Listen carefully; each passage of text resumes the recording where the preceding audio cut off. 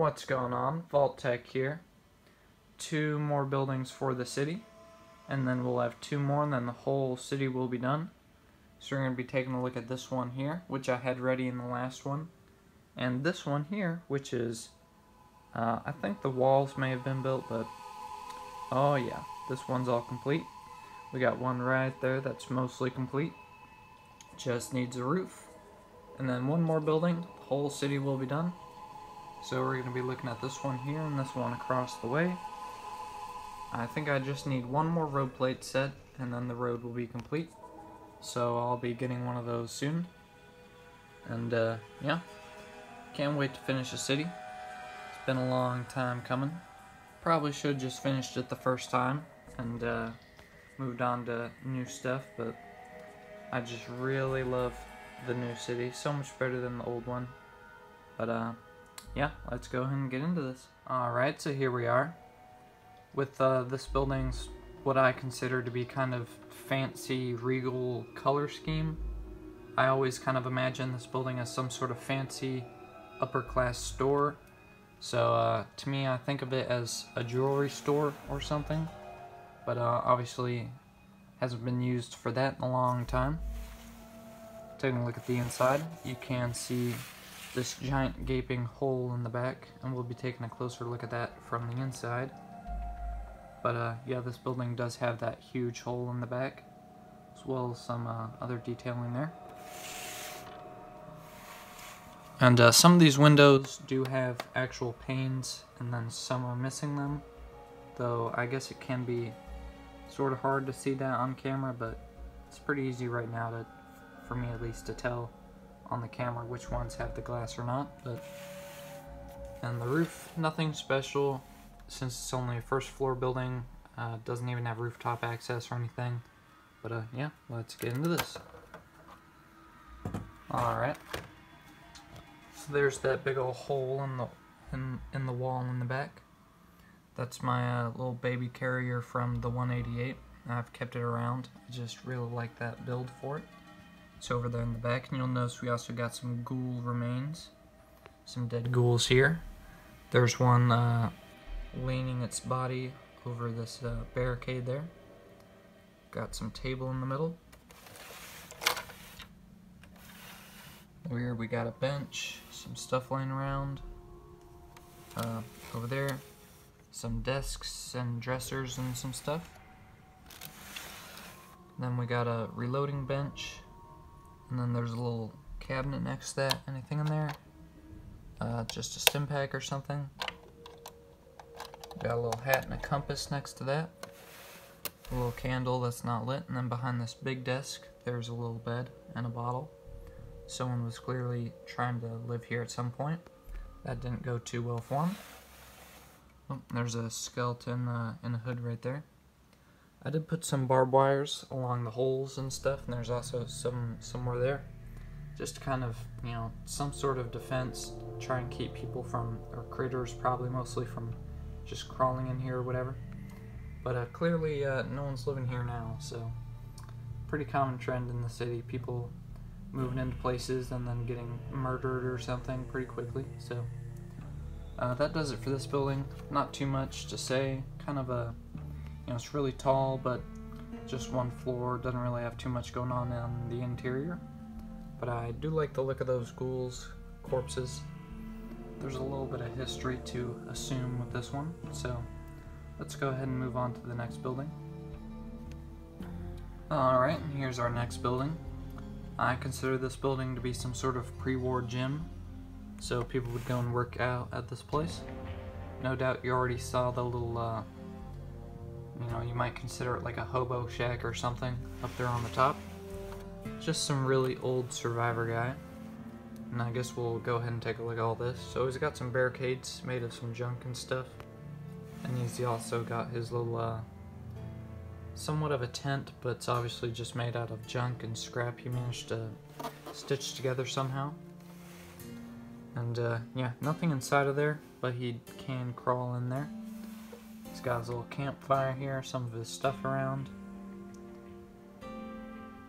Just some old dude who's been living up here a while. Built himself a little junk palace or something up top. But yep, and this building also has a big hole in the back. You probably saw that. Kind of weird that there's two buildings right across from each other, both with holes in the back, but let's go ahead and get inside this one. Hopefully I can one-hand the roof off without making anything fall. Alright, so as I said, it's a gym. It's got some gym stuff laying around. Not really a muscle head, so I don't know all the names for all the equipment, but just some lifting benches and some dumbbells and that sort of thing. There's a skeleton back behind the front desk getting chewed on by a rat. We got a knocked over water cooler right there. Some treadmills. And then back in the back of this building, there was a survivor who had a little camp out in the back. You can see his bed in the corner. But obviously, someone blew a giant hole in the wall. And now he's freaking covered in rubble. Well, that dude's, screwed. He's obviously already dead, but, he must have just been chilling one day and then a big old blast happened. And, yeah. So that was the end of his story. Just chilling, and then the wall explodes on you. So, who knows who did that, but, yeah. So, that'll do it for this building. It was a pretty short video today, so, I do want to talk about my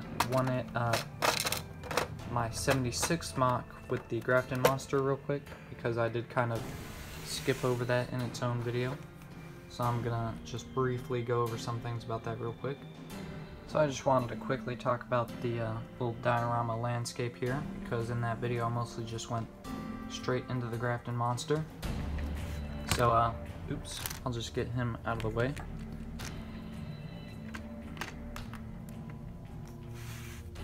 So yeah, it's obviously supposed to be a little slice of Appalachia, just some little back road.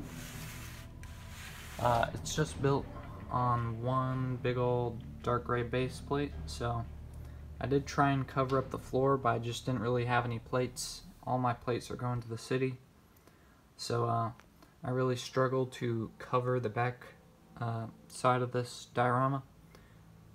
And that's why there's just so many plants. Oh yeah, and well, you can see him super clearly now, but if you didn't notice, Boba Fett was hiding behind this tree the whole time. So he was actually in that video. But I did just litter the whole place with plants. In the game, there's probably not so much vegetation, but I just really wanted to cover all that up. So I just kind of threw plants everywhere. And originally I did also want to have more tall trees. I just kind of wanted a background of trees. But it just wasn't really worth the effort for this small little thing.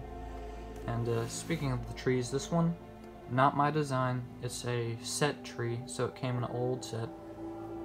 But this one I did do custom. I'd never really done a custom tree before, but I just wanted something with the leaves in a weird position. Lots of people all got kind of crazy tree designs and stuff. This was my first attempt, and a very simple, very thin. I'll go ahead and show you how that was built. Just some clips on the old school torch piece, with some bars coming out of those, holding the leaves.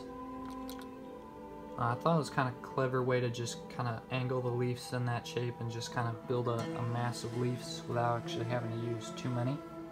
But you can kind of tell how thin it is, but it's an alright design, I guess. And then speaking of the car, a lot going on with this. So obviously, if you've seen my pre-war, sorry, I keep knocking the camera, my pre-war car video, pretty much all my cars since then have been based on that one, but this one's probably the best so far. So especially also out of the wrecked, junked cars that are supposed to just be, scenery pieces, rather than usable vehicles. Most of them aren't really, what I would consider complete, but this one actually is. So, it does got, if you'll notice, there's a bunch of vines inside the driver's area, as well as some vines sticking out of the trunk. But you can actually, oops, I did break it apart trying to do that with one hand, but the hood does come off, exposing a little engine bay there.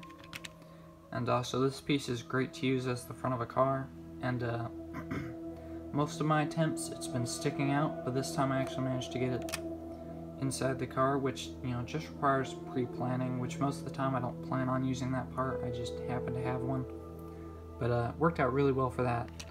And then also, this car's got these slopes on the side, which just allow it to indent there on both sides. And I'm not sure why, but it just makes me love this car so much more. It just has such a different shape, and it's just so simple. But like, it makes it really stand out compared to the rest of the cars. And yeah, we should probably look at the interior next. And so I'm gonna dump all those vines out. So it does have a steering wheel, a little shift knob, and then a little gauge on the left. And just in general, more of a complete interior than most of the other cars I've made. There's a look at the diorama with that removed. And then obviously it does have the trunk. That vine piece is just sticking out. And so yeah, just a little bit of trunk space. Not too much going on. But once this is finally broken down, I will be putting this car into the City Mock. And I really like this one.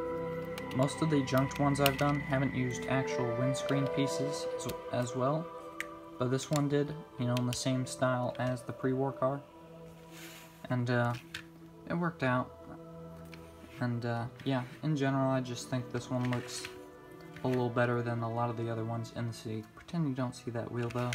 It's supposed to be that one, but I didn't. I only had one, so yeah. That's we'll do it for this video. Can't wait to see you guys in the next one. City should be done soon. And yeah, thank you all for watching so much.